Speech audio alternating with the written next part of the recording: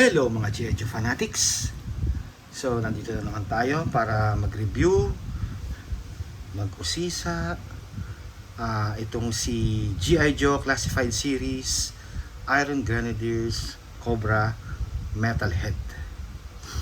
So una sa lahat, Metalhead, actually hindi ko talaga siya kilala kasi hindi ko napanood yung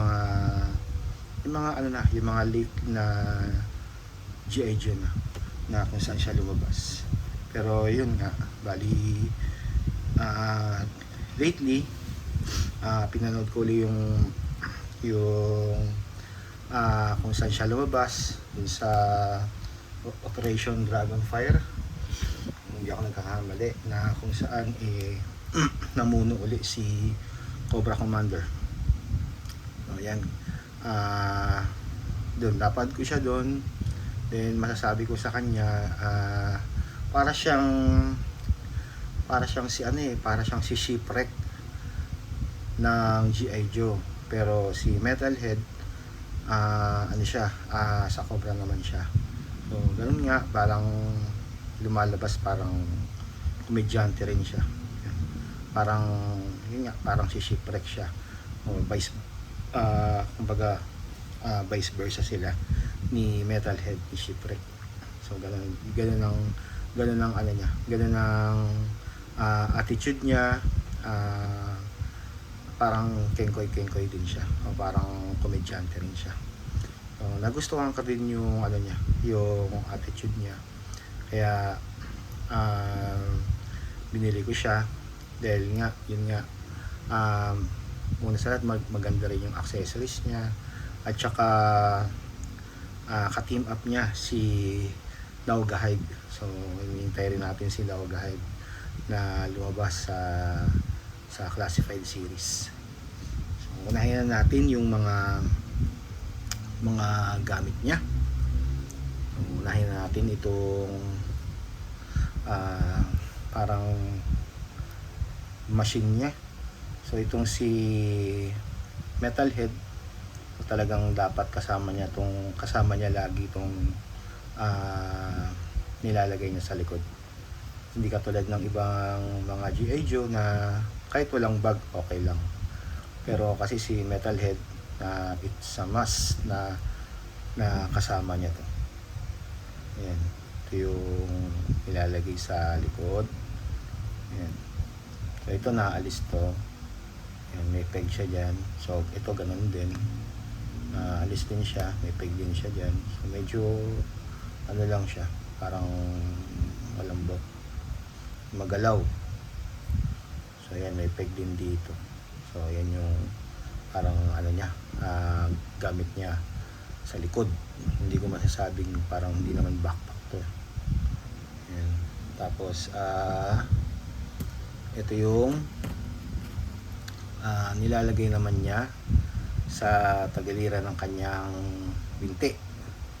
So makikita nyo, parang mas malaki yung diba? Parang mas malaki yung isang butas, diba? Parang napansin ko mas malaki yung ito, mas malaki to kaysa dito. Yun ang napapansin ko. So mas magandang ilagay ito sa kanan niya, hindi, sa kaliwa. So dito yung mas malaki sa taas, yung mas maliit na butas sa baba. So mamaya tingnan natin yan, ilagay natin mamaya. And siyempre hindi yung mga blast effect niya. So ito yung mga blast effect. Ang dami niyang blast effect dahil kasi ang dami niyang sa rocket launcher niya, ang dami niyang gamit. So ayan, ito yung mga blast effect niya. Ayan, dami. Tapos siyempre may blast effect, marami rin siyang mga missiles. So ito, mga missile, ito yung dalawang malaki, tapos yung dalawang maliit, apat na maliit, sorry. Ito yung apat na maliit. Ayan. So ayan yung mga missiles niya. Tapos meron siyang hand knife. Medyo ano lang siya, gummy, malambot. Pero yun, okay din yung coloration kasi silver then black yung handle. Malit na knife. Tapos meron din siyang nakita na natin to sa Cobra Valkyrie.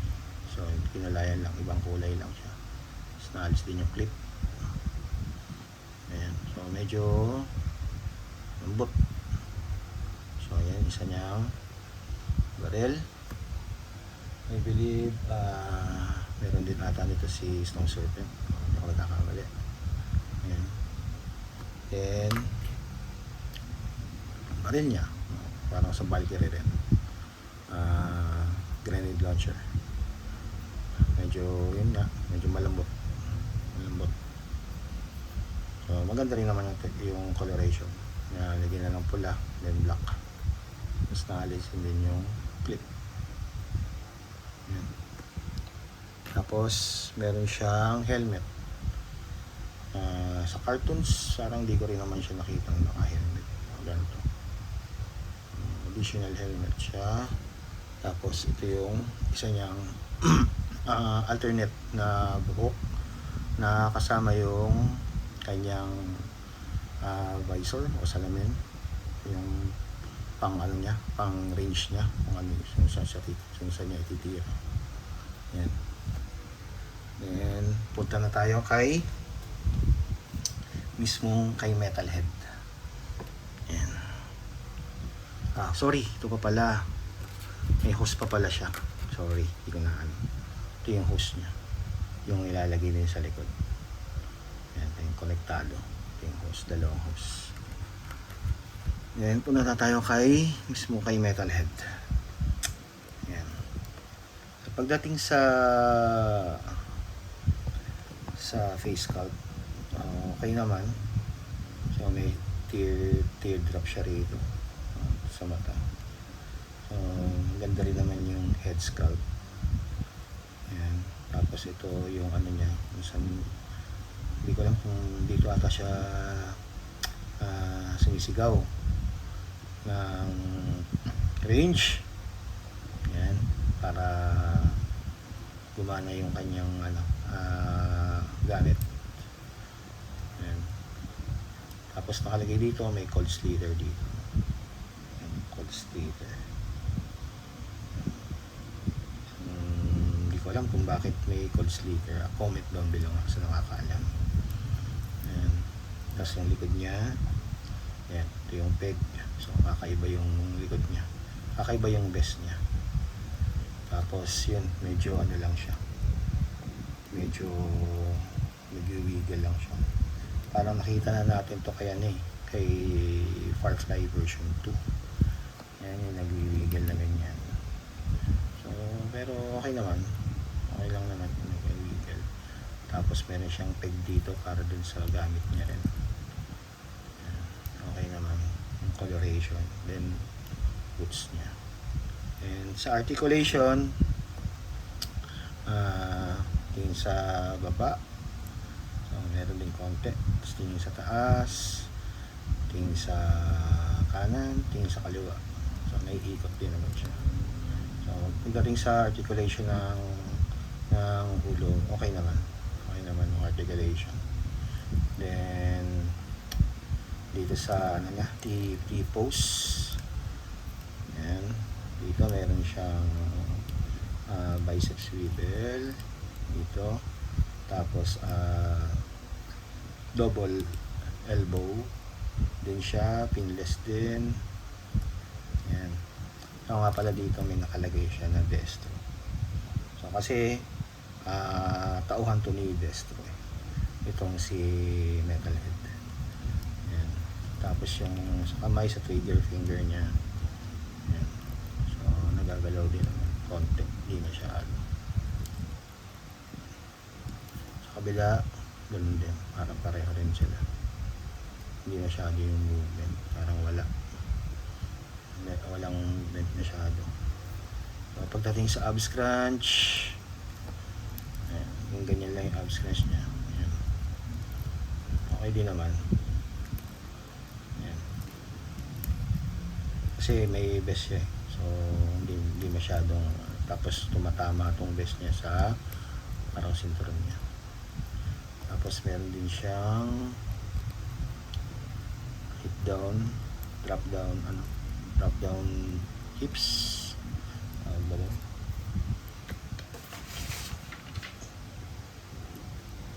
Yeah, drop down legs, then yeah, yung tinatawag na bandam pose. Ganyan. Tapos double knee joint na rin siya, then pinless na rin siya. Pero pagdating dito sa ano niya, sa ankle rocker niya, rotation, okay din naman. Yan, malawak din. So ano niya, butterfly, meron din naman. Kahit paano, kahit may vest siya, meron siyang butterfly joint. So yan, si metalhead. So okay naman yung articulation, overall okay naman siya. So punta na tayo dun sa mga gamit niya. Siyempre subukan natin yung ano niya, yung kanyang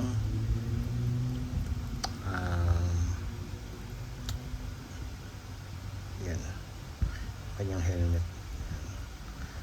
Yan. Okay din naman siya. Ganda rin naman. Yan, alternate niya helmet niya. Pero mas okay siyempre dun sa nakilala natin siya. So dito natin siya nakilala eh. So almost sa mga cartoons, ito ang kanyang suot.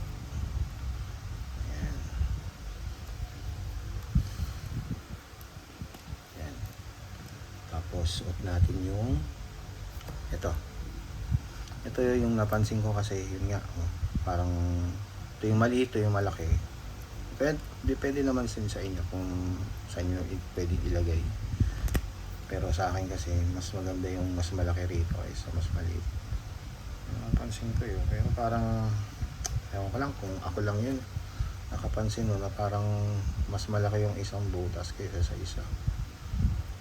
Or nakamali lang ako. Parang pareho lang ba? Yan. Then itong gamit niya sa likod. So, maganda siya laging ganito eh. Kasi nga. Yan. So depende na lang sa inyo kung ano yung mas gusto nyo, mas malapit o mas malayo. Yan. Diba? Post na natin siya. Kung katulad mong post sa siyempre rocket yan, so malakas ang impact niyan. Ang mas maganda yan. Kaya ayusin natin.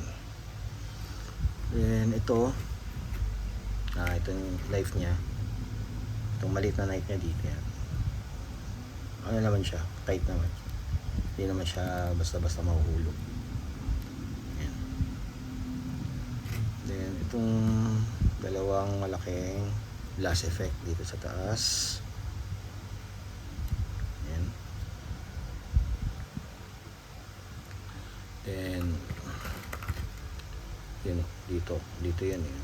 Kasi mas malaki yung isa. So, mas maganda, mas malaki dito, di ba? Depende na rin sa'yo. Para sa akin lang, mas malaki yung nasa taas kaysa dun sa baba. Yan. Yan. Tapos itong sa likod, medyo mabusisi lang si metalhead. Kasi ang dami niyang accessories, ang daming tulad nun, maluwag. Ito siguro. Yan. Kasi parang hindi naman maganda kung hindi na ilalagay ito. Maganda kung nakalagay din siya. Yan. Bila, ganun din. Oops, sorry. Yan. Ito lalagay. Tapos, dito.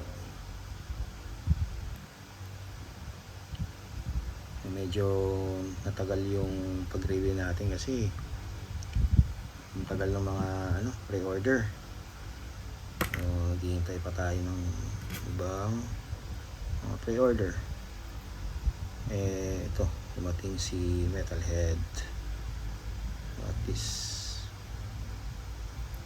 dahil pa natin hinihintay.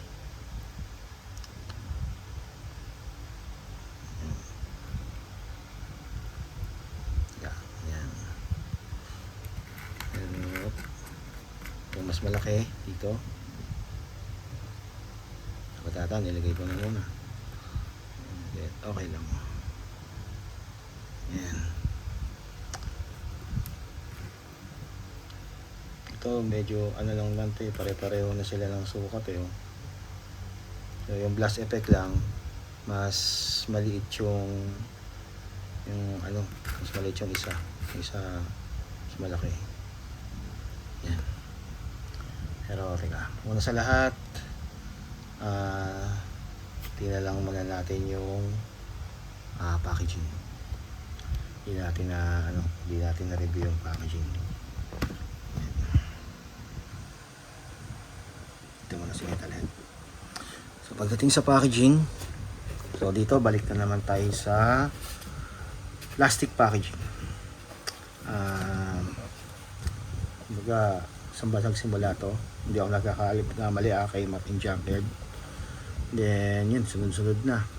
Pati yung 60th na Recon Diver, tsaka yung Soldier. Yan, sila Big Boa, sila Airborne, ganito na rin. Yan. So ito yung plastic packaging. So, okay naman. Pagdating dito, artwork, okay din. Then Iron Grenadiers, Cobra Metalhead, G.I. Joe Classified Series, pang na siya, 118 sa Classified Series. Then QR code, then yung mga attributes niya. Tapos sa kabila, yung artwork niya na pangkabuuan. So okay naman yung artwork niya, ganda. And sa likod, yan yung nasa trend silang dalawa ni Naugahyde. So yun, yung spoiler si Naugahyde. Yan. Tapos ito yung nakalagay yung Destro sa balikat niya. Yan yung likod. So yan. So maganda naman yung attributes, Cobra Metalhead. Then yan, Hasbro. So pagdating sa packaging, okay naman. So doon tayo sa nakakarami. Ito yung ni-request ng ibang mga collectors. So yung Hasbro, nakikinig din sila. So kasi yun nga, okay din naman yung pre-plastic packaging. Kaso yun nga, maraming naging issue or gusto nila makita agad yung bilhin nila. So may mga may mga advantages tsaka disadvantages pagdating dito sa packaging. Nakita ko lang dito sa plastic packaging, yung pagka binuksan mo siya, medyo siyempre pag kinuha mo yung mga gamit at saka yung figure, medyo maingay, di ba? Kasi umaano yung plastic eh. So yung pagka medyo yun, maingay lang, annoying lang yung ingay. Overall okay naman kasi nakikita mo na yung binili niya. Ngayon doon naman sa pre-plastic packaging, so pag binuksan mo, mas siya, mas smooth. Kumbaga ititira mo lang yung lagay ng mga gamit. So yun nga lang, kaso hindi mo nakikita yung binili mo agad kasi kailangan mo munang buksan para makita. So yun yung mga disadvantage advantages and disadvantages ng plastic packaging tsaka pre-plastic packaging. At the same time, pag may plastic, yun, hindi siya friendly sa kalikasan. No, lalo na pag tinatapon mo yung mga box or yung mga plastic, hindi katulad nung pre-plastic packaging na halos puro karton lang siya. So, konti lang yung plastic. O meron mang plastic mali, konti lang. Or minsan yarn nga yung doon sa ano. So, yan yung kwento ng pre-plastic tsaka plastic packaging. So, punta na tayo kay Metalhead. Si Metalhead, patayin lang natin. So, yan. So, yun nga, si Metalhead, maganda rin yung karakter niya kahit nakalaban siya. Medyo ano siya, komedyante rin. Para siyang si Shipwreck. Ayan, yung kaano niya, kabaliktaran niya. Ayan. So, kung narinig niyo lagi yung mga sinasabi niya, yun yung mga lagi niyang hirap lang patayuin. Yan. Diba? Laging sinasabi niya, wow, matulad mo, nalaglag.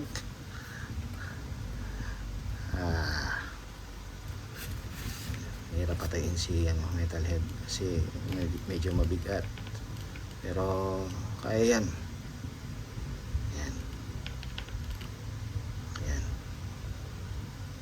So, di ba yung mga sinasabi niya lagi na range 100, 150, 200 bang bang. Natuwa rin ako sa ano niya, sa character niya. So yan si Iron Grenadiers Cobra Metalhead. Maraming salamat sa nanood. So medyo humaba yung presentation ko dito kay Metalhead kasi ang daming nilalagay na gamit. Mabusisi, shadow. Yan si Cobra Metalhead. Bang bang! Cobra!